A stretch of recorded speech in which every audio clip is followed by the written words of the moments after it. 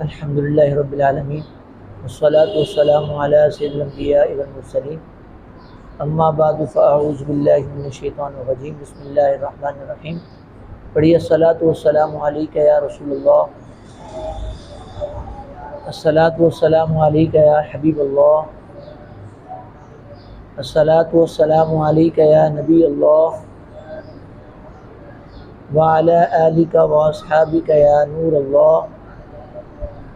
نویت سنت الاعتکاف. فرمان آخر نبی صلی اللہ تعالیٰ علیہ وآلہ وسلم ہے کہ جو مجھ پر ایک مرتبہ درود پاک پڑھتا ہے اللہ عز و جل اس پر 10 رحمتیں نازل فرماتا ہے. صلو علی الحبیب صلی اللہ تعالیٰ علی محمد صلی اللہ تعالیٰ علیہ وآلہ وسلم، صلاۃ و سلام علیک یا سیدی یا رسول اللہ. الحمدللہ حسب معمول پروگرام شرعی احکام کا سلسلہ جاری ہے. اس سے پہلے کہ باقاعدہ اس سلسلے کا آغاز ہو، اچھی سی نیتیں کر لیتے ہیں. بخاری شریف کی پہلی حدیث سے مبارک ہے انما الاعمال بالنیات، یعنی اعمال کا دار و مدار یہ نیتوں پر. جتنی اچھی نیتیں زیادہ ہوں گی انشاءاللہ اتنا ہی ثواب بھی زیادہ ملے گا. میں یہ نیت کرتا ہوں کہ اللہ کی رضا حاصل کرنے کے لیے اول تاخیر اس سلسلے میں شریک رہوں گا. یہاں پر جو شرعی مسائل معلوم کیے گئے ممکنہ صورت میں ان کے جوابات دوں گا، اور جو جوابات دیے گئے، جو شرعی مسائل یہاں بیان کیے گئے، خود بھی اس پر عمل کرنے کی کوشش کروں گا. آپ اس میں نیت کریں کہ اللہ کی رضا حاصل کرنے کے لیے اول تاخیر اس سلسلے میں شریک رہیں گے. یہاں پر جو کچھ بیان ہوا اس پر خود بھی عمل کریں گے اور ممکنہ صورت میں اپنے دیگر مسلمان بھائیوں تک پہنچانے کی کوشش کریں گے. علم دین کی تعظیم کی نیت سے باادب ہو کر اس سلسلے میں شریک رہیں گے. اللہ تعالیٰ مجھے بھی اور آپ کو بھی عمل کرنے کی توفیق عطا فرمائے. السلام علیکم.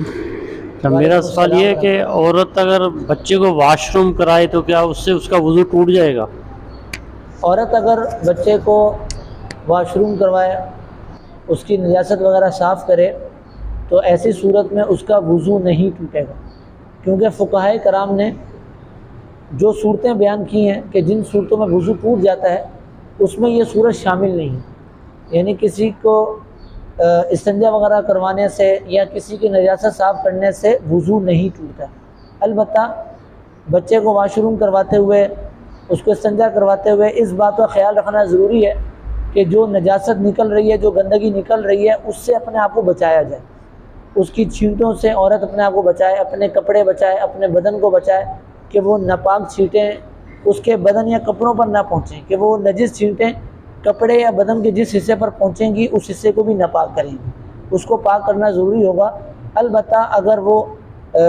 اس طرح بچے کو واش روم کرواتی ہے، استنجا کرواتی ہے، تو اس سے اس کا وضو نہیں ٹوٹے گا. اسی طرح ایک سوال یہ کیا رہتا ہے کہ اگر عورت بچے کو دودھ پلائے تو کیا دودھ پلانے سے وضو ٹوٹ جاتا ہے؟ تو دودھ پلانے سے بھی وضو نہیں ٹوٹتا. اگر عورت باوضو تھی، اسی حالت میں اس نے بچے کو دودھ پلایا تو دودھ پلانے سے اس عورت کا وضو نہیں ٹوٹے گا. یہاں پر یہ سوال بھی کیا جاتا ہے کہ کیا عورت ناپاکی کی حالت میں بچے کو دودھ پلا سکتی ہے؟ کہ جیسے اس پر غسل فرض ہے اور وہ اسی ناپاکی کی حالت میں بچے کو دودھ پلائے تو کیسا ہے؟ کہیں وہ اس کا دودھ ناپاک تو نہیں ہوگا؟ تو یاد رہے کہ جس پر غسل فرض ہو تو اب شریعت نے یہ حکم بیان کیا کہ وہ پاکی حاصل کرے، وہ ناپاک ہے. اب یہ جو ناپاکی ہوتی ہے یہ حکماً ہوتی ہے، یعنی اس کا پورا جسم حکماً ناپاک ہے. اب وہ غسل کرے گی، عورت پہ غسل فرض ہے وہ غسل کرے گی، مرد پہ غسل فرض ہے وہ غسل کرے گا. تو جب غسل کے فرائض پورے ادا کر لیے جائیں گے تو پاکی حاصل ہوگی. تو غسل فرض ہونے کی صورت میں ایسا نہیں ہے کہ بندے کا جسم ناپاک ہو جائے، وہ جس چیز کو چھوئے وہ چیز ناپاک ہو جائے، ایسا نہیں ہے. فقہائے کرام نے یہ بیان فرمایا ہے کہ جس شخص پر غسل فرض ہو اس کا پسینہ یہ پاک ہوتا ہے. اگر اس کا پسینہ کپڑوں پر لگ جائے، کسی چیز کو لگ جائے، تو وہ پسینہ ناپاک نہیں ہے. تو جسم سے نکلنے والی جو چیز ہے جیسے پسینہ ہو گیا یا پھر تھوک وغیرہ ہے یہ بھی پاک ہے. تو اسی طرح عورت پر اگر غسل فرض ہے تو اس وجہ سے اس کا دودھ ناپاک نہیں ہوگا. اگر وہ ناپاکی کی حالت میں دودھ بچے کو پلاتی ہے تو اس کا ایسا کرنا جائز ہے. اس صورت میں کوئی گناہ والی بات نہیں. السلام علیکم ورحمۃ اللہ وبرکاتہ. وعلیکم السلام ورحمۃ اللہ وبرکاتہ. مفتی صاحب سے یہ سوال تھا کہ اگر چھوٹا بچہ زمین، فرش، قالین، صوفے وغیرہ پر پیشاب کر دے اور وہ جگہ سوکھ بھی جائے تو کیا وہ پاک ہو جائیں گے؟ دیکھیں بچہ اگر زمین پر یا فرش وغیرہ پر یا قالین، کارپیٹ، صوفے وغیرہ پر ناپاکی کر دے، پیشاب وغیرہ کر دے اور وہ جگہ سوکھ جائے، تو سوال یہ کیا گیا کہ کیا سوکھنے سے وہ جگہ پاک ہو جائے گی؟ تو اس کا جواب یہ ہے کہ زمین اگر ناپاک ہو جائے یا وہ چیز کہ جو زمین کے حکم میں ہے وہ ناپاک ہو جائے، جیسے فرش ہے وہ ناپاک ہو جائے، فرش پہ ٹائلیں وغیرہ لگی ہوئی ہیں وہ ٹائل ناپاک ہو جائے، ہر وہ چیز کہ جو زمین کے حکم میں ہے وہ اگر ناپاک ہو جائے اور دھوپ لگنے سے یا ہوا وغیرہ کے لگنے سے وہ جگہ خشک ہو جائے،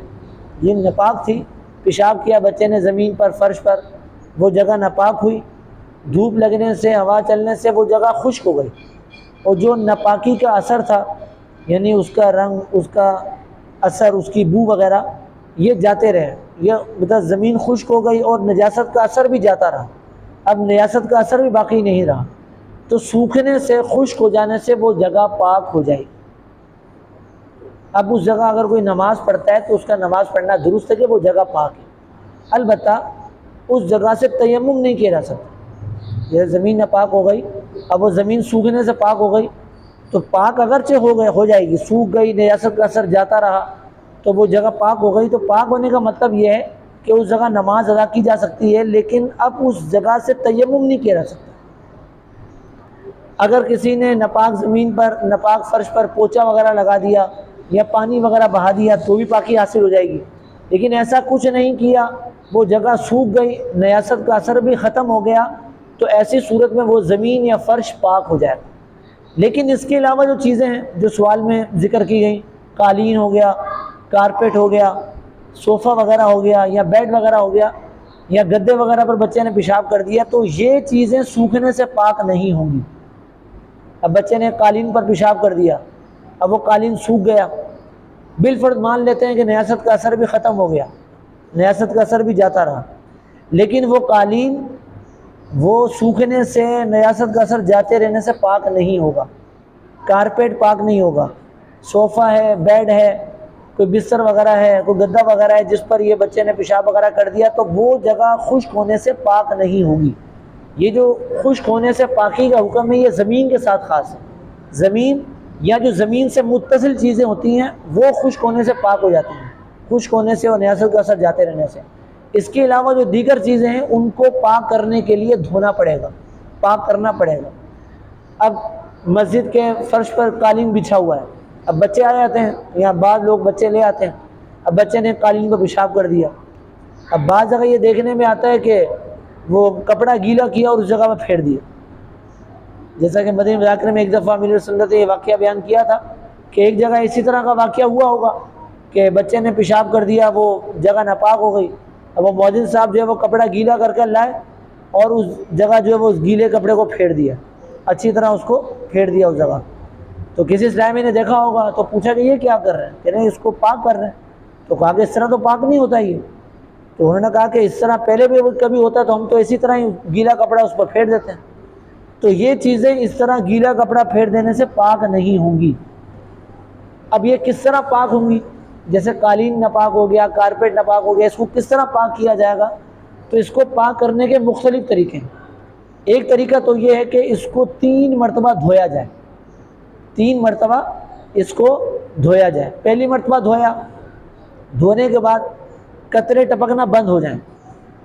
پھر دوبارہ دوسری مرتبہ اس کو دھویا یہاں تک کہ پانی نکلا اور قطرے ٹپکنا بند ہو جائیں، پھر اس کو تیسری مرتبہ دھویا، جب تیسری مرتبہ دھو کر قطرے ٹپکنا بند ہو جائیں گے تو وہ جگہ پاک ہو جائے گی۔ اس کا دوسرا طریقہ یہ ہے کہ اس کو بہتے پانی میں پاک کیا جائے، جیسے قالین وغیرہ ہے اس کو نہر میں، دریا میں، کسی بہتے پانی میں اس کو ڈال دیا، اب اس کو ڈالا، آپ کو یہ یقین حاصل ہو گیا کہ پانی جو ہے وہ نجاست کو بہا کر لے گیا ہوگا، پاکی حاصل ہو جائے گی۔ ایک تیسرا طریقہ اس کا یہ ہے کہ جیسے نلکے وغیرہ پر آپ نے پائپ لگایا اور پائپ کے ذریعے جو ہے نا اس کو پاک کر رہے ہیں، یعنی وہاں سے ٹوٹی کھول دی، اب پائپ کے ذریعے پانی آ رہا ہے، اب فرض کر لیں کہ پہلی صف میں جو قالین کا جو حصہ تھا وہ ناپاک ہو گیا، اب آپ نے جو ہے وہ مطلب کہ پائپ کے ذریعے اس کو پاک کر رہے ہیں، اب جو پائپ سے پانی نکل رہا ہے یہ جاری پانی کے حکم ہے، اب یہ پانی جب اس پر بہے گا اب یہ پانی آگے چلنا شروع ہوگا، یہاں تک کہ وہ چلتے چلتے چلتے قالین جہاں ختم ہوگا وہاں تک پانی پہنچے گا۔ اب یہ ناپاکی ہے، یہ ناپاکی کو لے کر جا رہا ہے، وہ اگلی جگہ بھی ناپاک ہوتی جا رہی ہے، لیکن جب پیچھے سے پانی مسلسل آتا رہے گا یہاں تک کہ وہ جو پیشاب تھا یا گندگی تھی وہ بہہ جائے گی، چلی جائے گی، تو وہ پھر جگہ پاک ہو جائے گی۔ تو اس طرح اس کو پاک کیا جا سکتا ہے، لیکن گیلا کپڑا لے کر قالین پر پھیر دیا، صوفے پر پھیر دیا یا کارپیٹ پر پھیر دیا تو اس طرح پاکی حاصل نہیں ہوگی۔ اسی طرح سوکھ جانے سے بھی یہ چیزیں پاک نہیں ہوں۔ البتہ بچے نے قالین وغیرہ پر پیشاب کر دیا، وہ جگہ سوکھ گئی تو سوکھنے سے پاک تو نہیں ہوئی۔ اب اگر اس کے اوپر کوئی پاک کپڑا بچھا دیا گیا، اب اگر کوئی اس کے اوپر بیٹھ کر تلاوت کرتا ہے یا نماز وغیرہ پڑھتا ہے تو ایسا کرنا جائز ہے، لیکن وہ جگہ اس طرح سوکھنے سے پاک نہیں ہوگی۔ السلام علیکم ورحمۃ اللہ وبرکاتہ۔ وعلیکم السلام ورحمۃ اللہ وبرکاتہ۔ مفتی صاحب سے یہ پوچھنا تھا کہ اگر نماز میں ایک سے زیادہ کوئی سہو ہو جاتا ہے، واجب رہ جاتا ہے، تو کیا اس میں کتنے سجدہ سہو کرنے پڑیں گے؟ نمازی اگر بھولے سے کسی واجب کو چھوڑ دے تو ایسی صورت میں اس پر سجدہ سہو واجب ہو جاتا ہے۔ سجدہ سہو کرے گا تو اس کی وہ نماز درست ادا ہو جائے گی۔ ایک واجب چھوٹے بھولے سے یا ایک سے زیادہ واجب رہ جائیں، جیسے ایک ہی نماز میں اس نے بھولے سے ایک سے زیادہ واجب چھوڑ دیے، تب بھی اس پر سہو کے 2 سجدے ہی واجب ہوں گے۔ یہ جو سجدہ سہو کرے گا، 2 سجدے کرے گا، تو جتنے بھی واجب چھوٹے ہوئے ہوں گے ان کی تلافی ان سجدوں سے ہو جائے گی۔ اب ایسا نہیں ہے کہ اگر اس نے 2 واجب چھوڑے تو اب اس پر 4 سجدے واجب ہوں گے، اس نے 3 واجب چھوڑ دیے تو اس پر 6 سجدے واجب ہوں گے، ایسا نہیں ہے۔ نماز میں بھولے سے جتنے بھی واجب چھوٹ دیں، ایک سے زیادہ واجب چھوٹ دیں تو ان سب واجبوں کی تلافی سہو کے 2 سجدوں سے ہو جائے گی۔ کہ حدیث پاک کا مفہوم ہے کہ سہو کے جو ہیں وہ 2 سجدے ہیں، اور یہ حدیث سے ثابت ہے، صحابہ کرام تابعین سے یہی بات ثابت ہے کہ سہو کے 2 سجدے واجب ہیں۔ جب وہ 2 سجدے کر لے گا تو اس نماز میں جتنے واجب اس نے بھولے سے چھوڑے ہوں گے ان سب کی تلافی ان 2 سجدوں سے ہو جائے گی۔ اچھا یہ یاد رہے کہ یہ سہو کے 2 سجدے واجب ہیں۔ اگر کسی نے بھولے سے ایک سجدہ کیا، جیسے اس پر سجدہ سہو واجب تھا نمازی پر، اس نے ایک سجدہ کیا، اب وہ سمجھا کہ میں نے 2 سجدے کے لیے، اس نے ایک ہی سجدہ کیا تھا، ایک سجدہ کرنے کے بعد اس نے تحیات پڑھی، نماز پوری کر دی۔ اب اس کو یاد آتا ہے کہ میں نے تو ایک ہی سجدہ کیا، تو اب اگر اس نے کوئی منافی نماز کام نہیں کیا، جیسے کسی سے بات چیت نہیں کی، کچھ کھایا پیا نہیں ہے، کوئی ایسی چیز اس نے نہیں کی کہ جس سے وضو ٹوٹ جاتا ہو، تو اگر اس کو یاد آ جاتا ہے تو وہ تحیات میں بیٹھے وہیں سے دوسرے سجدے میں چلا جائے، دوسرا سجدہ کرے، دوبارہ تحیات پڑھے، اس طرح نماز پوری کر لے، اس کی نماز درست ہو جائے گی۔ اور اگر اس نے کوئی منافی نماز کام کر لیا تھا، اس کے بعد اس کو یاد آیا کہ میں نے سہو کا ایک ہی سجدہ کیا، تو ایسی صورت میں وہ اس کی نماز واجب الاعادہ ہو جائے گی، کیونکہ سہو کے 2 سجدے واجب ہیں۔ یہ 2 سجدے کرے گا تو جو نماز میں کمی آئی تھی وہ پوری ہوگی۔ اگر ایک سجدہ کیا تو ایک سجدے سے وہ کمی پوری نہیں ہوگی۔ اب اس کو یاد نہیں آیا، منافی نماز کوئی کام کر لیا، تو اب اس کی وہ نماز واجب الاعادہ ہو جائے گی۔ اچھا اس میں ایک سوال یہ کیا گیا کہ نمازی پر سجدہ سہو واجب تھا، اس نے سجدہ سہو کر لیا، سجدہ سہو کرنے کے بعد جب وہ تحیات پڑھ رہا تھا، تحیات میں اسے پھر غلطی ہو گئی، اس پر پھر سجدہ سہو واجب ہو گیا، تو کیا وہ دوبارہ سجدہ سہو کرے گا یا اس کے لیے کیا حکم ہے؟ تو اس کا جواب یہ ہے کہ اگر سجدہ سہو کرنے کے بعد نماز پوری کرنے سے پہلے کوئی واجب دوبارہ چھوٹ جاتا ہے بھولے سے، تو اب دوبارہ اس پر سجدہ سہو واجب نہیں ہوگا۔ وہ جو 2 سجدے اس نے پہلے کیے وہ سجدے کافی ہوں گے، کیونکہ ایک نماز میں 2 سجدہ سہو یہ مشروع نہیں ہے، ایک ہی مرتبہ سجدہ سہو مشروع ہے۔ ایک مرتبہ جب اس نے سہو کے 2 سجدے کر لیے تو اب اگر اس کے بعد نماز پوری کرنے سے پہلے کوئی واجب رہ جاتا ہے تو دوبارہ سے اس پر سجدہ سہو واجب نہیں ہوگا۔ اسی طرح اگر وہ سہو کے سجدے کر رہا تھا، اس کو اس میں شک ہو گیا، اب دوسرے سجدے میں اس کو شک ہو گیا ہے، پتہ نہیں دوسرا سجدہ ہے یا پہلا سجدہ ہے، کون سا سجدہ ہے، سہو کے 2 سجدوں میں اس کو شک ہو گیا، تو اب سوچے، غالب گمان کرے، غور و فکر کرے کہ اس نے کتنے سجدے کیے۔ اب اس غور و فکر کرنے میں اگر تاخیر ہو جاتی ہے، 3 مرتبہ سبحان اللہ کہنے کی مقدار وہ خاموش رہتا ہے، تب بھی اس پر الگ سے کوئی سجدہ سہو واجب نہیں ہوگا، یہی 2 سجدے اس کو کافی ہوں گے، کیونکہ ورنہ تو یہ ہو سکتا ہے کہ اس کو سجدہ سہو میں شک ہو جائے اور شک کی بنا پر وہ 3 سجدے کر لے، بعد میں اس کو یاد آئے کہ میں نے تو 3 سجدے کر دیے، اب اگر یہ حکم دیا جائے کہ اب وہ دوبارہ سجدہ سہو کرے، تو اب اگر وہ دوبارہ سجدہ سہو کرتا ہے اس پر پھر شک ہو جاتا ہے، اب اس کو حکم ہوگا دوبارہ کرے تو یہ سلسلہ چلتا ہی رہے گا۔ تو اسی لیے فقہاء کرام نے بیان فرمایا کہ ایک نماز میں اگر اس پر سجدہ سہو واجب ہوتا ہے تو وہ سجدہ سہو اس کی پوری نماز کے لیے کافی ہوگا۔ سجدہ سہو کے بعد بھی اگر اس سے کوئی غلطی ہو جاتی ہے جس سے سجدہ سہو واجب ہوتا ہو، تب بھی جو اس نے سجدہ سہو پہلے کیے تھے وہ کافی ہوں گے۔ یوں ہی اگر سجدہ سہو میں اس کو شک ہو جاتا ہے تو وہ غور و فکر کرتا ہے، یہاں پر تاخیر پائی جاتی ہے یا کوئی ایسا سبب پایا جاتا ہے کہ جس کی وجہ سے سجدہ سہو واجب ہوتا ہو، تو اس بنا پر اس پر الگ سے کوئی دوبارہ سجدہ سہو واجب نہیں ہوں گے۔ اسی ضمن میں یہ مسئلہ یاد رہے کہ مسبوق اس نمازی کو کہتے ہیں کہ جس کی ایک یا ایک سے زیادہ رکعت چھوٹ گئی ہیں، یعنی جب وہ جماعت میں آیا تو امام ایک رکعت پڑھا چکے تھے، تو ایسا نمازی کہلاتا ہے مسبوق، یعنی جو شروع سے نماز میں شامل نہ ہو، اس نے امام کے سلام پھیرنے کے بعد اپنی نماز پوری کرنی ہے۔ تو اب امام پر سجدہ سہو واجب تھا، تو جب امام پر سجدہ سہو واجب ہو جائے تو مقتدی پر بھی سجدہ سہو واجب ہوتا ہے۔ امام سجدہ سہو کرے گا تو مقتدی بھی سجدہ سہو کرے گا،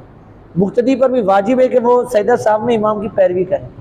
اگرچہ امام سے پہلی رکعت میں واجب چھوٹا ہو۔ اب کوئی نمازی دوسری رکعت میں آ کر نماز میں شامل ہوا، تو جب امام سے واجب چھوٹا تو اس وقت تو وہ نماز میں شامل نہیں تھا، لیکن چونکہ وہ جماعت میں آ کر شامل ہوا، اس نے امام کی اقتداء کی، تو امام کی اقتداء کی بنا پر اس پر بھی سجدہ سہو واجب ہو گیا۔ اب جب امام سجدہ سہو کرے گا تو وہ مسبوق بھی امام کے پیچھے سجدہ سہو کرے گا۔ اب مسبوق نے امام کے پیچھے سجدہ سہو کر لیا، اب وہ جب اپنی بقیہ نماز پڑھنے کے لیے کھڑا ہوا، ایک رکعت اس کی رہ گئی تھی، 2 رکعتیں رہ گئی تھی، اپنی بقیہ نماز پڑھنے کے لیے کھڑا ہوا کہ اس نماز میں اس سے کوئی واجب چھوٹ گیا، تو اب اس پر دوبارہ سجدہ سہو واجب ہوگا، اب وہ اس پر بھی سجدہ سہو کرے گا۔ اب یہاں پر سوال پیدا ہوتا ہے کہ وہ ایک ہی نماز میں 2 سجدہ سہو کر رہا ہے، ایک تو اس نے امام کے ساتھ کیا اور ایک اس نے اپنی نماز جب پوری کی آخر میں دوبارہ اس نے سجدہ سہو کیا، تو یہاں بظاہر اگر دیکھا جائے تو وہ ایک ہی نماز میں 2 مرتبہ سجدہ سہو کر رہا ہے، یہ بظاہر اگر دیکھا جائے، لیکن حقیقت یہاں پر یہ ہے کہ حکماً یہ 2 الگ الگ نمازیں ہیں، کہ جب وہ امام کی اقتداء میں تھا اس پر جو سجدہ سہو واجب ہوا تھا وہ امام کی اقتداء کی وجہ سے ہوا تھا، امام پر سجدہ سہو واجب ہوا، اس پر بھی واجب ہو گیا، اس نے سجدہ سہو کر لیا۔ اب وہ جب امام کے سلام پھیرنے کے بعد اپنی بقیہ نماز پڑھنے کے لیے کھڑا ہوگا تو یہ منفرد کے حکم میں ہے، تنہا نماز پڑھنے والے کے حکم میں، اب یہ مقتدی نہیں ہے۔ اب اگر اس سے کوئی واجب چھوٹتا ہے، بھولے سے رہ جاتا ہے، تو اب اس پر دوبارہ سجدہ سہو واجب ہوگا، تو حکماً یہ 2 نمازیں ہوئی، اور یہاں پر 2 نمازوں میں اس نے الگ الگ سجدہ سہو کیے۔ اس کے علاوہ اگر ایک ہی بندہ نماز پڑھ رہا ہے یا تنہا نماز پڑھ رہا ہے اور اس کی نماز میں کوئی واجب چھوٹ جاتے ہیں، ایک سے زیادہ واجب رہ جاتے ہیں، تو ان سب کی تلافی سہو کے 2 سجدوں سے ہو جائے گی۔ تشہد میں غلطی سے کیا مراد ہے؟ اور دوسرا یہ پوچھنا تھا کہ سہو کے جو 2 سجدے ہیں یہ واجب ہیں، اگر ان میں تاخیر ہو جاتی ہے، وہ بھول جاتے ہیں، ایک سجدہ کرتا ہے اور ایک سجدہ تشہد پڑھنے کے بعد، درود پڑھنے کے بعد اس کو یاد آتا ہے کہ میں نے ایک سجدہ کیا میں نے، اب وہ دوسرا سجدہ کرے گا تو اب 2 واجبوں کے درمیان تاخیر ہو رہی ہے، تو اس صورت میں کیا ہوگا؟ پہلے سوال کا جواب یہ کہ تشہد میں غلطی سے مراد کیا ہے؟ تشہد میں غلطی سے مراد یہ ہے کہ کسی کلمے کا اضافہ کر دے، کسی کلمے کو چھوڑ دے، کیونکہ پوری التحیات پڑھنا یہ واجب ہے، جس طرح سورہ فاتحہ کا ایک ایک لفظ پڑھنا واجب ہے، سورہ فاتحہ میں 7 آیتیں، 7 آیتوں کا پڑھنا یہ 7 واجب ہے۔ اسی طرح التحیات اللہ یہاں سے لے کر عبدہ و رسولہ تک پوری التحیات پڑھنا، پوری تشہد پڑھنا یہ واجب ہے، اس میں کمی زیادتی کرے گا، بھولے سے کرے گا تو اس پر سجدہ سہو واجب ہوگا۔ اور دوسرے سوال کا جواب یہ ہے کہ یہاں پر جو اس نے 2 سجدوں کے درمیان تاخیر کی، جیسے ایک سجدہ اس نے کیا، وہ سمجھا کہ میں 2 سجدے کر چکا ہوں، اب اس نے التحیات پڑھ لی، اب اس کو یاد آیا کہ نہیں میں نے تو ایک ہی سجدہ کیا تھا، تو اب وہ وہیں سے سجدے میں چلا جائے، دوسرا سجدہ کر لے، اب دوبارہ التحیات پڑھے۔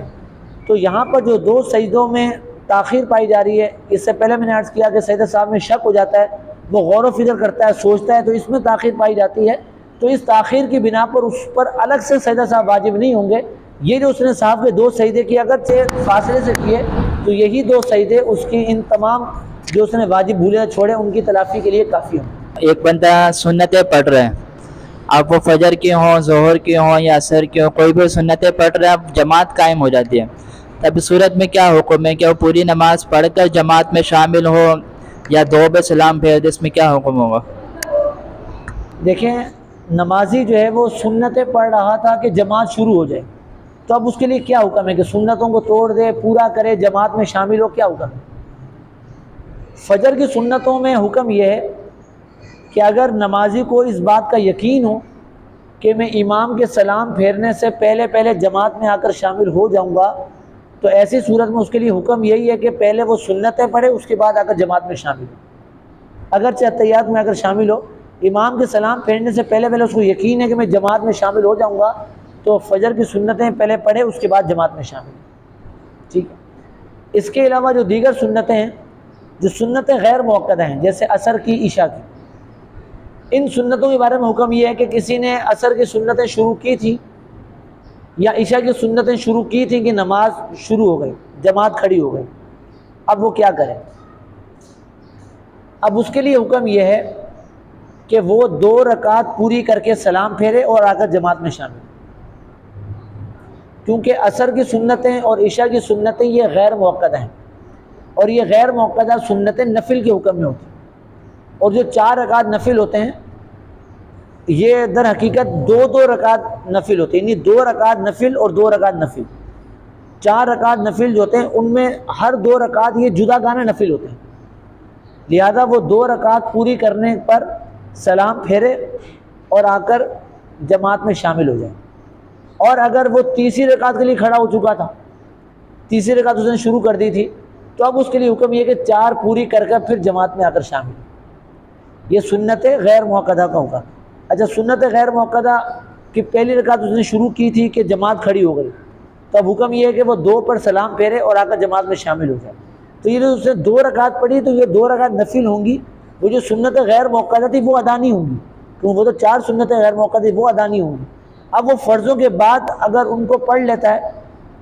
فرضوں کے بعد ان کو پڑھ لیتا ہے, تب بھی یہ الگ سے ایک نفل نماز شمار ہوگی. وہ جو 4 سنتیں غیر موقدہ اس کی رہ گئی ہیں, وہ 4 سنتیں غیر موقدہ اب ادا نہیں ہو سکتی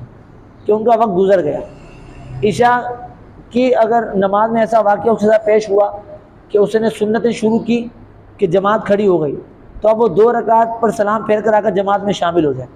اب اگر وہ عشاء کے فرض پڑھنے کے بعد وہ 4 رکعت سنتوں کی نیت سے دوبارہ پڑھ لیتا ہے, تب بھی وہ اس کی جو 4 رکعت سنتیں رہ گئی ہیں وہ ادا نہیں ہوں گی, یہ الگ سے 4 رکعت نفل ادا ہوں گی. اور عصر میں اگر ایسا ہو جائے تو عصر کے فرض کے بعد تو وہ پڑھ نہیں سکتا, کیونکہ عصر کے جب فرض ادا کر لیے جائیں تو عصر کے فرض ادا کر لینے کے بعد کسی قسم کی نفل نماز پڑھنا جائز نہیں. اور اگر ظہر کی نماز میں ایسا ہو جائے کہ ظہر کی نماز, ظہر کی 4 سنتیں اس نے شروع کی کہ جماعت کھڑی ہو گئی, تو اب اس میں حکم یہ ہے کہ وہ 4 سنتیں پوری کرے. 4 سنتیں پوری کرنے کے بعد پھر آ کر وہ جماعت میں شامل. البتہ اگر وہ 2 پر سلام پھیر دیتا ہے اور 2 رکعت پڑھ کر اگر جماعت میں شامل ہوتا ہے, تب بھی وہ اس کی 4 سنتیں تو ادا نہیں ہوں گی, اب وہ اس کو 4 سنتیں موقدہ بعد میں ادا کرنے ہوں گی. اب وہ فرض پڑھے گا, فرض کے بعد 2 رکعت سنت موقدہ پڑھے گا, اس کے بعد 4 رکعت سنت موقدہ جو پہلے والی رہ گئی ہیں ان کو اب ادا کریں. السلام علیکم. وعلیکم اچھا, السلام. ایسی کون سی اذان ہے جس کا جواب نہیں دینا چاہیے؟ جمعے کی دوسری اذان, جمعے کی دوسری اذان جو خطبے سے پہلے دی جاتی ہے, اس اذان کا جواب زبان سے نہیں دینا چاہیے. منع ہے کہ جو مقتدی ہیں, جو نمازی ہیں, وہ جمعے کی دوسری اذان کا جواب زبان سے نہیں دیں. کہ جب امام ممبر پر آ کر بیٹھ جاتا ہے تو اس کے ممبر پر آ کر بیٹھنے کے بعد سے لے کر امام کے سلام پھیرنے تک زبان سے کسی بھی قسم کا کلام کرنا, ذکر و اذکار کرنا, یہ منع ہوتا ہے. تو لہذا جمعے کی جو دوسری اذان ہے, اس اذان کا جواب مقتدی نمازی زبان سے نہ دیں. دل میں جواب دے دیں, زبان سے نہ دیں. اور جب پیارے آقا صلی اللہ علیہ وسلم کا مبارک نام لیا جائے تو اس وقت انگوٹھے نہ چومیں. البتہ اگر کوئی اس پر عمل نہیں کرتا اور اس جمعے کی دوسری اذان کا جواب زبان سے دیتا ہے، انگوٹھے چومتا ہے، تب بھی وہ گناہ گار نہیں ہوگا۔ بہتر یہی ہے کہ وہ زبان سے جواب نہ دے، لیکن اگر کوئی ایسا نہیں کرتا تب بھی اس میں کوئی گناہ والی بات نہیں۔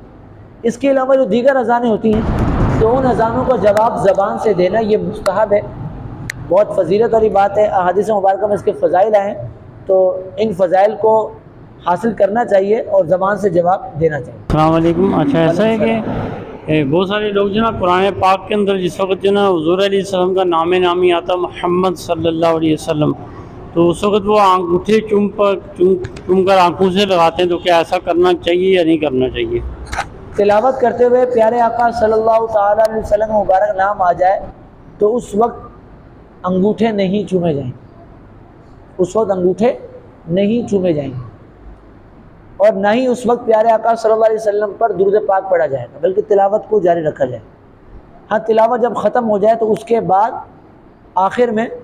جو آپ نے پیارے آقا صلی اللہ علیہ وسلم کا مبارک نام لیا تو اس پر آپ درود پاک پڑھنا چاہیں تو تلاوت ختم کرنے کے بعد پڑھیں۔ تلاوت کے دوران نہ تو درود پڑھیں گے اور نہ ہی انگوٹھے چومیں گے۔ پیارے آقا صلی اللہ تعالیٰ علیہ وسلم کا مبارک نام سن کر انگوٹھے چومنا یہ مستحب ہے، احادیث مبارکہ میں اس کے فضائل آئے ہیں۔ مستحب اس عمل کو کہتے ہیں کہ اس کو کریں گے تو ثواب ملے گا، نہیں کریں گے تو گناہ نہیں۔ لیکن 4 موقع ایسے ہیں کہ ان مواقع پر انگوٹھے نہیں چومے جائیں۔ نمبر 1، ابھی جو ذکر ہوا، خطبے کی جو اذان ہوتی ہے اس وقت انگوٹھے نہیں چومیں گے۔ اسی طرح جب خطبے میں پیارے آقا صلی اللہ علیہ وسلم کا مبارک نام لیا جائے گا تو اس وقت بھی آپ پر زبان سے درود پاک نہیں پڑھیں گے، دل میں درود پڑھ سکتے ہیں، اور انگوٹھے نہیں چومے جائیں گے۔ اب وہ خطبہ جمعے کا ہو، عیدین کا خطبہ ہو، نکاح کا خطبہ ہو، کوئی سا بھی خطبہ ہو، خطبے میں جب پیارے آقا صلی اللہ علیہ وسلم کا مبارک نام آئے گا تو اس وقت انگوٹھے نہیں چومے جائیں گے، بلکہ پوری توجہ کے ساتھ خطبے کو سنا جائے۔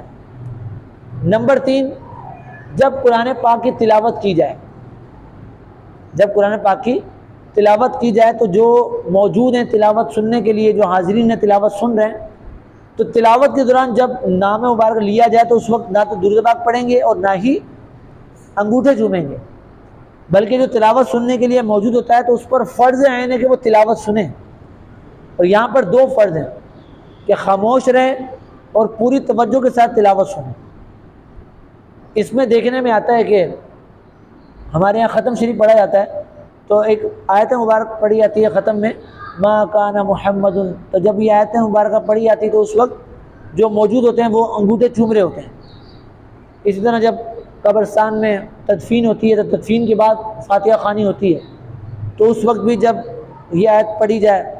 یا پھر وہاں پر یہ بھی دیکھنے میں آتا ہے کہ قرآن کی تلاوت کی جا رہی ہوتی ہے، لوگ مٹی ڈال رہے ہوتے ہیں،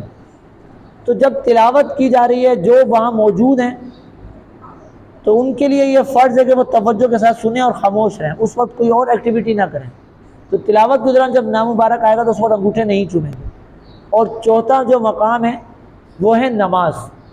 کہ نمازی جب نماز میں پیارے آقا صلی اللہ علیہ وسلم کا مبارک نام لے تو اس وقت انگوٹھے نہیں چومے گا،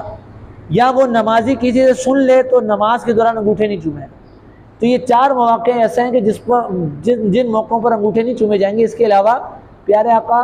صلی اللہ علیہ وسلم کا مبارک نام سن کر انگوٹھے چومنا یہ مستحب ہے۔ السلام علیکم ورحمۃ اللہ۔ وعلیکم السلام ورحمۃ اللہ وبرکاتہ۔ کیا بھائی کے پیسوں سے حج یا عمرہ ادا کیا جا سکتا ہے؟ جی ہاں،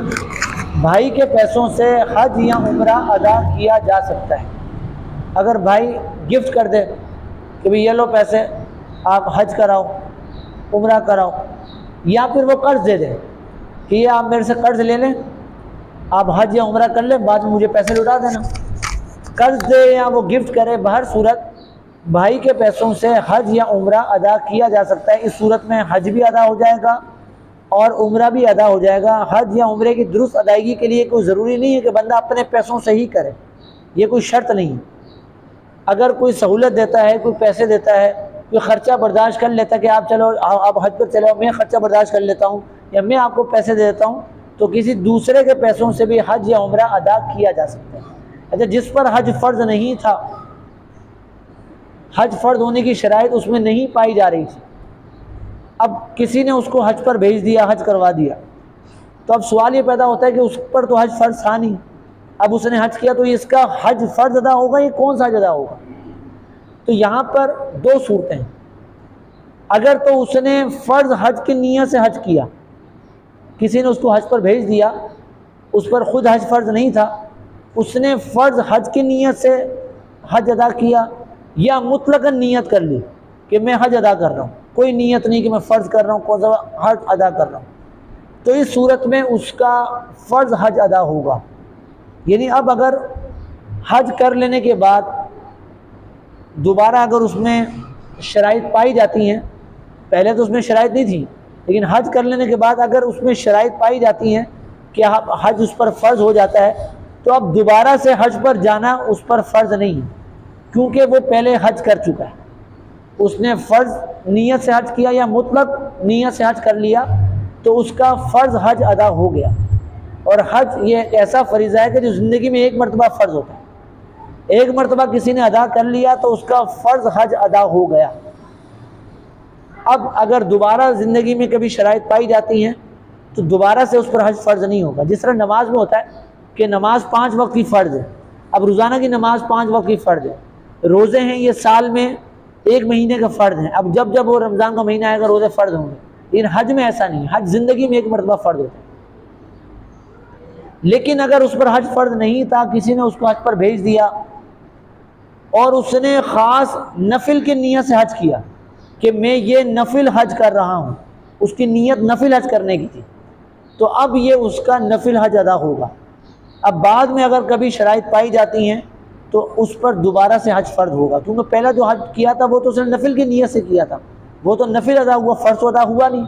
اب چونکہ اس میں شرائط پائی جا رہی ہیں، اب اس پر حج فرض ہوا ہے، اب وہ جائے گا دوبارہ حج کرنے کے. تو عافیت اسی میں ہے کہ اگر کوئی حج پر بھیج دے یا حج کروا دے تو بندہ فرض کی نیت سے کر لے یا مطلق نیت سے کر لے تو اس کا جو فرض تھا وہ ادا ہو جائے گا. زندگی میں پھر کبھی اگر شرائط پائی جاتی ہیں تو اس پر دوبارہ سے حج کے لیے جانا فرض نہیں ہوگا. اچھا، کوئی شخص مسلمان تھا، معاذ اللہ مرتد ہو گیا، اسلام سے پھر گیا، کوئی ایسا کام اس نے کیا کہ جو منافی ایمان تھا، کوئی صریح کلمہ کفر اس نے بک دیا، کوئی ایسا کام کیا کہ جو صریح کفر تھا اور وہ کافر و مرتد ہو گیا، تو مرتد ہونے کی وجہ سے اس کی جو پچھلی نیکیاں تھیں، پچھلے نیک اعمال تھے، وہ سب برباد ہو گئے.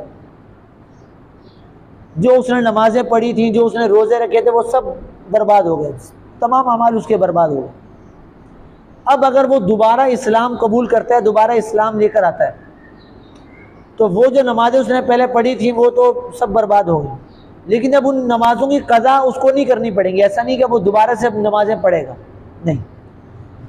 اسی طرح وہ جو مرتد ہونے کی حالت میں اس پر جو نمازیں نکل گئیں ان کی بھی قضا نہیں کرے گا. البتہ اگر کوئی گناہ اس کے ذمہ باقی تھے، جیسے پہلے وہ مسلمان تھا، اس نے نمازیں قضا کی ہوئی تھی، اس نے نمازیں ادا نہیں کی تھی یا زکوٰۃ ادا نہیں کی تھی، وہ مرتد ہو گیا. اب وہ مرتد ہونے کے بعد دوبارہ سے اسلام قبول کرتا ہے تو وہ جو قضا نمازیں اس کی پہلے کی رہتی تھیں وہ اب بھی اس کے ذمہ باقی ہیں، وہ جو زکوٰۃ اس نے نہیں دی تھی وہ اب بھی اس کے ذمہ باقی ہیں، یہ معاف نہیں ہوں گی. تو میں نے جو عرض کیا کہ مرتد ہونے سے تمام نیک اعمال باطل ہو جاتے ہیں، برباد ہو جاتے ہیں اور ان کی قضا بھی لازم نہیں ہوتی. لیکن حج یہ ایک ایسی عبادت ہے کہ اگر اس نے حج کر لیا تھا کہ معاذ اللہ مرتد ہو گیا تو حج تو اس کا برباد ہو گیا، باطل ہو گیا. لیکن اب وہ دوبارہ اسلام قبول کرتا ہے تو اب اگر دوبارہ شرائط پائی جاتی ہیں تو اب دوبارہ سے حج اس پر فرض ہوگا، دوبارہ سے حج کرنا اس پر یہ فرض ہوگا. مفتی صاحب سے ایک سوال یہ تھا کہ اگر کسی نے اپنے لیے پیسے جمع کر کے رکھے ہوئے، ایسے اپنی شادی کرنی ہے اس کے لیے اس نے پیسے جمع کیے ہوئے، تو اب کیا اس کے اوپر قربانی لازم ہوگی؟ سوال یہ ہوا کہ کسی نے اپنی شادی کے لیے پیسے جمع کر کے رکھے ہوئے ہیں تو کیا ان پیسوں کی وجہ سے اس پر قربانی لازم ہوگی؟ تو قربانی کس پر لازم ہوتی ہے اور کب لازم ہوتی ہے اس کو سمجھنا نہایت ضروری ہے. قربانی کا جو وقت ہے، قربانی کا جو وقت ہے وہ 10 ذوالحجۃ الحرام کی صبح صادق سے لے کر 10 ذوالحجۃ الحرام کی صبح صادق سے لے کر 12 ذوالحجۃ الحرام کی غروب آفتاب تک، یہ 3 دن بنتے ہیں قربانی کے، 10، 11، 12 ذوالحجہ۔ 10ویں ذوالحجہ کی صبح صادق سے لے کر 12ویں ذوالحجہ کی غروب آفتاب تک، ان 3 دنوں میں جس کے اندر شرائط پائی جائیں گی اس پر قربانی واجب ہوگی۔ تو اگر کسی نے اپنے شادی کے لیے پیسے جمع کر کے رکھے ہوئے ہیں، تو ابھی پیسے جو اس نے رکھے ہوئے ہیں تو ان پیسوں کی وجہ سے ابھی اس پر قربانی لازم نہیں ہوگی، کہ ابھی تو قربانی کا وقت نہیں آیا۔ ابھی جیسے ہم دیکھیں تو شوال کا مہینہ چل رہا ہے، ابھی تو قربانی میں تقریباً 1.5 مہینہ باقی ہے۔ جب قربانی کے ایام آئیں گے تو ان دنوں میں دیکھا جائے کہ مسلمان عاقل بالغ مقیم مرد و عورت پر کہ جو صاحب نصاب ہوں ان پر قربانی واجب ہوتی ہے۔ یہاں پر صاحب نصاب ہونے سے مراد یہ ہے کہ قرض اور حاجت اصلیہ نکال کر، قرض اور حاجت اصلیہ نکال کر اس کی ملکیت میں جو سامان موجود ہے وہ سارا سامان اگر ملائیں، وہ 52 تولہ چاندی کی مالیت کو پہنچ جاتا ہے تو اس پر قربانی واجب ہوگی۔ اور آج کل 52 تولہ چاندی کی مالیت تقریباً 1.5 لاکھ ہے، 1.5 لاکھ کے قریب ہے، یعنی قرض اور حاجت اصلیہ نکال کر 1.5 لاکھ کی مالیت کا اس کے پاس سامان وغیرہ یا رقم وغیرہ موجود ہو تو ایسا شخص کہلائے گا صاحب نصاب۔ اور یہ ان 3 دنوں میں شرائط دیکھنا ہوں گی، ان 3 دنوں میں اگر شرائط پائی گئیں تو اس پر قربانی واجب ہوگی، ٹھیک ہے۔ اچھا، قربانی کے متعلق ایک سوال یہ کیا گیا کہ جس جانور کو انجیکشن لگا کر پیدا کیا گیا ہو، یعنی اس کی پیدائش انجیکشن کے ذریعے کی گئی ہو، تو کیا اس کی قربانی ہو سکتی ہے؟ تو اس کا جواب یہ ہے کہ ہوتا یہ ہے کہ نر جانور کا جو نطفہ ہوتا ہے وہ انجیکشن میں لے کر کسی مادہ جانور کی جو رحم میں داخل کیا جاتا ہے، جس سے اس کو حمل ٹھہر جاتا ہے، وہ حاملہ ہو جاتی ہے۔ اب جیسے بکری میں جو ہے وہ انجیکشن کے ذریعے نطفہ ڈالا گیا، یا گائے میں انجیکشن کے ذریعے نطفہ ڈالا گیا کہ وہ حاملہ ہو گئی، اب اس نے بچہ جنم دیا، تو وہ جو بچہ پیدا ہوا وہ انجیکشن کے ذریعے جو ہے وہ اس میں حمل رکھا گیا، یعنی اس کا نطفہ ڈالا گیا جس سے وہ حاملہ ہوئی۔ تو اب سوال یہ کیا گیا جو بکری کا بچہ پیدا ہوا یا آگے گائے کا بچہ پیدا ہوا تو کیا اس کو قربان کیا جا سکتا ہے؟ کسی نے اگر اس کی قربانی کر دی تو قربانی درست ہے؟ تو اس کا جواب یہ ہے کہ اگر وہ جانور قربانی کی شرائط پر پورا اترتا ہو تو اس کی قربانی درست ہے، اس کی قربانی درست ہے اگر وہ جانور قربانی کی شرائط پر پورا اترتا ہو۔ اب شرائط کیا ہیں؟ قربانی کے مخصوص جانور ہیں، قربانی ہر حلال جانور کو قربان نہیں کیا جا سکتا۔ بہت سارے جانور ایسے ہیں کہ جو حلال ہیں لیکن ان کی قربانی نہیں دی جا سکتی، جیسے مرغی یہ حلال ہے، اب اگر کوئی مرغی قربان کر دے تو قربانی نہیں ہوگی، اس کا واجب ادا نہیں ہوگا۔ ہرن حلال ہے، خرگوش حلال ہے، مرغابی حلال ہے، شتر مرغ حلال ہے، بہت سارے حلال جانور ہیں، لیکن ہر حلال جانور کی قربانی نہیں ہو سکتی۔ قربانی کے مخصوص جانور ہیں بکری، گائے، اونٹ، یہ 3 جانور ہیں کہ جن کی قربانی ہو سکتی ہے۔ اب بکری میں بکری، بکرا، دمبا، بھیڑ، مینڈا یہ سب شامل ہیں، ٹھیک ہے۔ اور گائے میں گائیں، بیل، بھینس، بھینسا جس کو کٹا بھی کہتے ہیں، بچھیا، بچھڑا، یہ سب اس میں شامل ہیں، اونٹ اور اونٹنی، تو ان کی قربانی ہو سکتی ہے، ان جانوروں کی قربانی ہو سکتی ہے جب کہ شرائط پائی جائیں۔ ان کی عمر ہے کہ جو بکرا ہے، بکری بکرا، وہ 1 سال سے کم نہ ہو، اگر 1 سال سے کچھ منٹ بھی کم ہوں چھری پھیرنے سے پہلے،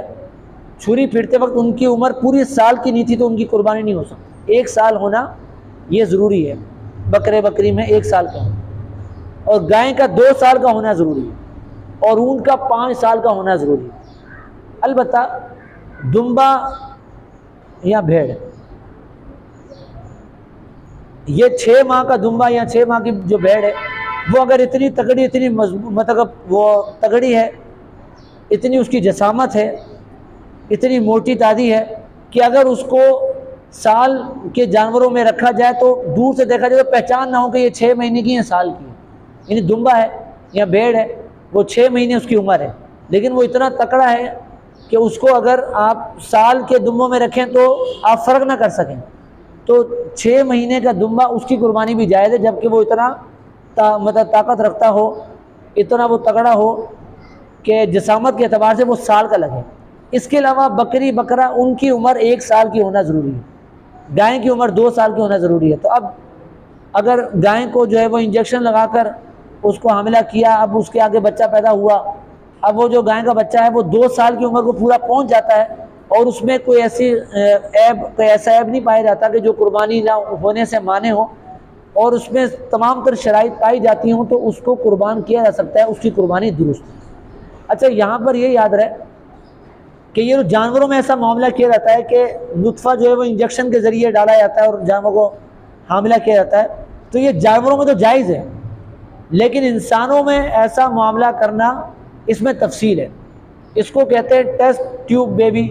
یا IVF اس کا نام انگلش میں کہلاتا ہے، کہ اگر کسی عورت کے بچہ نہ پیدا ہو رہا ہو تو پھر اس ذریعے سے مطلب کہ اس کے رحم میں نطفہ رکھا جاتا ہے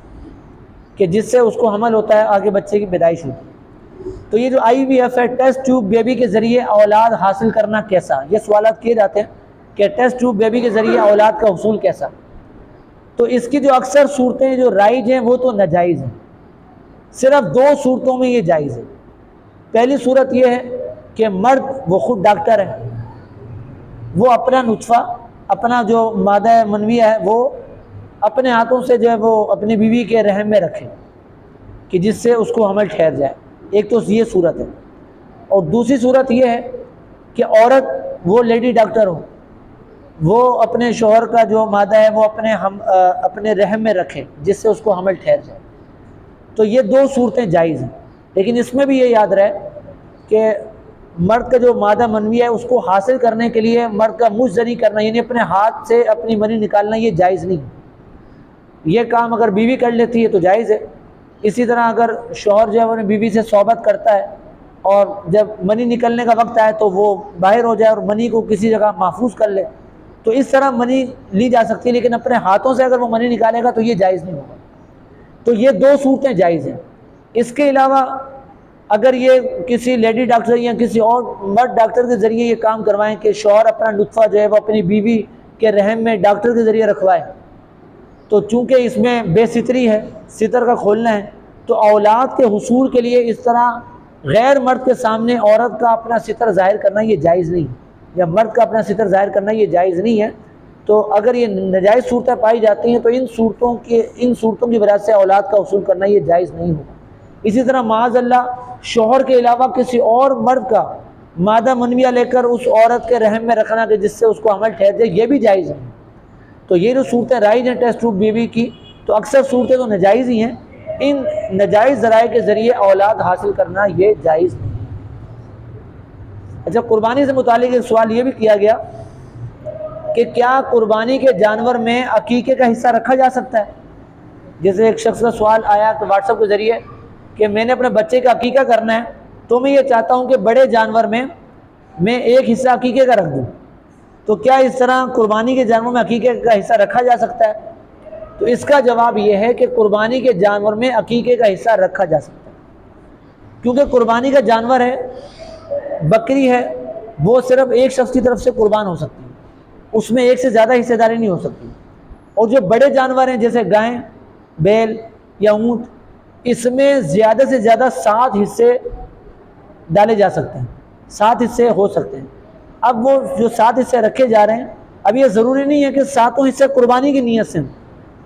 بلکہ یہ ضروری ہے کہ جتنے بھی حصے رکھے جائیں سب میں قربت کی نیت ہو، عبادت کی نیت ہو۔ اب کوئی حصہ قربانی کی نیت سے ہے، کوئی حصہ عقیقے کی نیت سے ہے، کوئی ویسے نفل صدقہ کرتے ہوئے جو ہے وہ مطلب نفلی قربانی کر رہا ہے، اس پر واجب نہیں ہے، یا کوئی اپنے مرحوم کے اصالہ ثواب کے لیے وہ قربانی کر رہا ہے، تو جتنے حصے ہیں ان میں قربت کی نیت ہے۔ اگر ایک حصے دار بھی ایسا ہے کہ اس کی قربت کی نیت نہیں ہے، اس کی فقط یہی نیت ہے کہ مجھے گوشت مل جائے، گوشت حاصل کرنے کی نیت ہے، اس کی قربت کی نیت نہیں، اگر ایک حصے دار بھی ایسا ہوا تو ایسی صورت میں کسی کی قربانی ادا نہیں ہوتی۔ تو یہ ضروری ہے کہ قربت کی نیت ہو۔ تو اب اگر قربانی کے جانور میں عقیقے کے حصے، عقیقے کی نیت سے حصہ ڈال لیا تو یہ بھی جائز ہے، اس صورت میں قربانی ادا ہو جائے گی۔ اور یہاں پر یہ سوال بھی کیا گیا کہ بچے کی طرف سے عقیقہ جیسے کیا جاتا ہے تو یہ کہا جاتا ہے کہ بچے کی طرف سے 2 جانور قربان کیے جائیں اور بچی کی طرف سے 1، تو اب بچے کی طرف سے 2 حصے ڈالے جائیں، تو اب اگر کوئی بچے کی طرف سے 1 حصہ ڈال دے تو کیا عقیقہ ہو جائے گا؟ تو دیکھیں بہتر یہی ہے کہ جس کی گنجائش ہے تو وہ بچے کی طرف سے 2 جانور قربان کریں، اور اگر حصے ڈال رہے ہیں تو 2 حصے ڈالیں اور بچے کی طرف سے 1 جانور۔ لیکن اگر کسی نے ایسا نہیں کیا اور بچے کی طرف سے بھی 1 حصہ ڈال دیا، یہ ایک ہی جانور قربان کیا، تب بھی عقیقے کی سنت ادا ہو جائے گی۔ یہ اس کا الٹ کیا اس نے کہ بچے کی طرف سے 1 حصہ ڈالا، بچی کی طرف سے 2 حصے ڈال دیے، تب بھی عقیقے کی سنت جو ہے وہ ادا ہو جائے گی۔ ایسا ہے کہ جیسے کہ یہ جو ٹیوب کے ذریعے جو نا یہ سسٹم کیا جاتا، تو اس میں غیر مرد کا نطفہ اگر کسی غیر عورت کے جو نا اس میں رحم کے اندر جو نا رکھے تو اس میں زنا کے زمرے میں نہیں آئے گا کیا؟ وہ جو پیدائش ہوگی وہ اس کو کیا کس نام سے وہ کریں گے؟ وہ سوال یہ کیا کہ اگر کسی غیر مرد کا نطفہ جو ہے، جو مادہ ہے، مادہ منویہ، وہ عورت کے رحم میں رکھا گیا جس سے اس کو حمل ٹھہر گیا، وہ حاملہ ہوئی، تو ایسی صورت میں جو بچہ پیدا ہو رہا ہے اس کا کیا حکم ہوگا؟ کیا اس کا نسب ثابت ہوگا؟ یہ زنا کے زمرے میں آئے گا؟ کس کے زمرے میں آئے گا؟ دیکھیں یہ عمل جائز تو نہیں ہے، یہ عمل جائز تو نہیں ہے کہ اس طرح کسی غیر مرد کا مادہ جو ہے وہ کسی غیر عورت کے رحم میں رکھا جائے، ایسا کرنے والے گناہ گار ہوں گے۔ رہی یہ بات کہ بچے کا نسب کس سے ثابت ہوگا، کیا وہ بچہ جو ہے وہ اس عورت کا شوہر ہے، اسی کا بیٹا کہلائے گا؟ حالانکہ اس کا تو وہ نطفہ نہیں ہے، تو کیا وہ اسی کا بیٹا کہلائے گا؟ اس کا نسب اس سے ثابت ہوگا، اس کے کیا احکام ہوں گے؟ تو اس کا جواب یہ ہے کہ اس کا جو نسب ہے وہ اس کے شوہر سے ہی ثابت ہوگا، وہ جو اس کا شوہر ہے وہی اس کا باپ کہلائے گا، کہ حدیث پاک کا مفہوم ہے کہ جو معاذ اللہ زانی ہے، یعنی کسی شادی شدہ عورت سے کوئی شخص زنا کر لے کہ جس سے اس کو حمل ٹھہر جائے، تو حدیث پاک کا مفہوم ہے کہ جو زانی ہے اس کے لیے پتھر ہیں، یعنی اس کو رجم کیا جائے گا، اور بچہ جو ہے وہ صاحب فراش کے لیے، یعنی عورت جس کے نکاح میں ہے بچہ یہ اسی کا کہلائے گا۔ تو یہاں پر اگر اس عمل کے ذریعے کسی غیر مرد کا مادہ اگر عورت کے رحم میں رکھا بھی جاتا ہے، تب بھی یہ نسب جو ہے وہ اس کے شوہر کا ہی کہلائے گا، اس کے شوہر سے اس کا نسب ثابت ہوگا، اس کا شوہر ہی اس بچے کا باپ کہلائے گا، اگرچہ کہ یہ عمل ناجائز و حرام ہے، اس سے توبہ کرنا ضروری ہے۔ اللہ تعالیٰ ہمیں جو ہم نے شرعی مسائل سنے اس پر عمل کرنے کی توفیق عطا فرمائے۔